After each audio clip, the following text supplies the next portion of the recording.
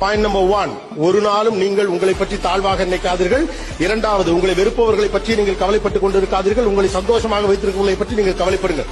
மூன்றாவது, தயவு செய்து நெகட்டிவிட்டியாக இருக்கிறவங்க சற்று விலகி இருங்கள். உங்களுக்குள்ள பாசிட்டிவா எவ்வளவு இருக்க முடியும் அதை பற்றி பாருங்கள். மகிழ்ச்சியோட வளர முடியும் என்பதை இயல்பாகவே புரிந்து கொள்வது ரொம்ப முக்கியமானது. ஐந்தாவது, கஷ்டப்படக்கூடிய பிள்ளைகள் வாழ்க்கையை ஜெயிப்பதன் வழியாக கஷ்டப்படுகிற பிள்ளைகளுக்கு புதிய வாழ்க்கையை வழங்க முடியும். ஆறாவது, அறிவுதான் கொடுக்க கொடுக்க வளரக்கூடிய மாபெரும் விஷயம். உங்களிடம் எது இருக்கிறதோ அதை பகிருங்கள்.